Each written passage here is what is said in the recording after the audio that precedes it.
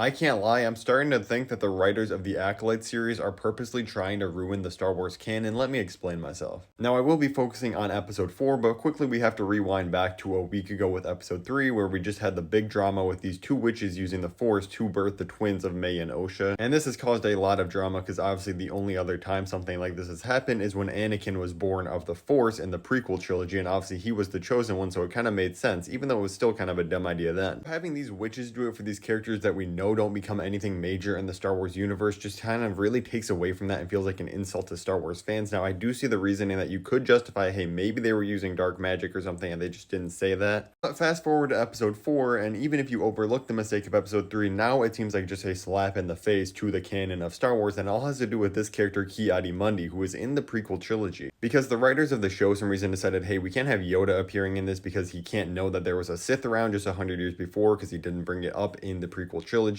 But for some reason, the alternative solution was bringing a different character from the prequels that shouldn't even be alive in this time period and having him in the show. Because the only information we have on the race of Ki-Adi-Mundi is that his species does not live past 50 years if you're a male or 100 years if you're a female. Neither of which make any sense because in this episode of the Acolyte, he's already like a middle-aged, if not older man that looks like he's literally the same age as he is in the prequels, even though that takes place literally over 100 years after this. If anybody's thinking, well, maybe it's just someone that's the same race as Ki-Adi-Mundi, it's not him. Nope, he is literally in the credits as Master Ki-Adi-Mundi. Yes, I'm aware that the age information for how long his species lives is from Star Wars Legends, but I don't know why you would just randomly change that to make him make a cameo in this show. But ignoring all the different age stuff anyway, say he was around in this time period, it still doesn't make sense in the context of the Acolyte for one particular scene that happens in the prequels. Because he's the character that literally has the quote, impossible, the Sith have been extinct for a millennium, which in case you're unaware is 1,000 years. But now we decided to throw him in this show where there's literally a new Sith running around, and yes, I'm aware that right now Ki-Adi-Mundi would not be aware that there is this Sith, but now the show is faced with pretty much 3 routes that this story can go to try to not obliterate the canon further than it has already, and all of these are going to be absolutely terrible in how they affect the prequels and this own show. First option is that the Sith simply has to kill everybody that's on this planet, meaning all these different Jedi and May and Osha, so none of them can get back and report that they found a new Sith. And assuming how we're only 4 episodes into the show, just halfway, I don't think they're going to kill off 90% of the cast. The second option is that they reveal that this guy actually is not a Sith Lord, which would just completely ruin any of the tension or actual interesting aspect of the show. And still, why would Ki-Adi-Mundi not mention that there was just like dark Jedi or whatever they end up revealing him as if he's not a Sith? Or the third option, which I think is the dumbest, which makes me worried they're really going to do it based on what the show has already done, is that they do escape from the Sith to tell all the different Jedi, which means Ki-Adi-Mundi would actually know. And then they lean further into this kind of morally gray Jedi area, saying that like, oh, he knew it, but he either was maybe in on it or covering it up for the Jedi Council in the future. Which I'm sorry, this would just absolutely ruin everything because yes, I understand that the Jedi make lots of mistakes. They're not absolutely perfect. They're kind of incompetent at times. But the angle that the show's taking that the Jedis are kind of bad guys anyways makes me really worried they're going to do this because that's not what I go to Star Wars for. Yes, I know they're people with problems. Look at the original trilogy. It is literally the most clear-cut good versus evil, light versus dark thing there's ever been. There's no nuance in that story and I absolutely love it for it. Jedi are supposed to represent the hope and the best of us, and I don't want them to keep leaning into this thing that they're just terrible at their jobs and even some of them are actually corrupt. Because at that point, if you keep going further with this and if you do the Ki-Adi-Mundi thing where he actually knows and they're going to say, oh, he was covering it up in this scene, you're just now altering what George Lucas actually made as the 100% canon of Star Wars. But going back to the very first thing I said in this video, that I think that the writers are doing this on purpose, I think that's because they or some executives at Disney looked at the show and they realized it looks cheap, that the story is uninteresting, there's going to be no chatter about this, nobody's going to be watching this thing. And the show is coming in with all new characters taking place 100 years before any stories we've seen before, so that it would be really hard to get in different cameos and stuff that would get people outside of the show talking about it, different news outlets and things like that. So I think there's a real possibility they're purposely doing these things to drive up controversy just to get people talking about the show. Like they're adding in cameos like Ki-Adi-Mundi that make absolutely no sense and break the canon, doing things like the witches giving birth with the Force before Anakin because they know, hey, there's nothing else that people are going to grab onto with this, like the actual story or character. So if we have this controversy, now all these news outlets and people like me are going to talk about it. And they don't really care if people are hate watching because they still have your subscription money and they have the numbers to show the shareholders, hey, people are watching this show and they don't care what the ratings are. And the other possibility is simply that they just hired people that have no clue what they're doing and there's literally just no quality or control check going on these shows. Like literally just send the episodes to George Lucas himself or just someone that's been working on Star Wars for a long time and is an expert on all the different canon and what is actually happening in the universe. They could have easily watched these episodes and pointed out like 50 different things that they should have just cut out.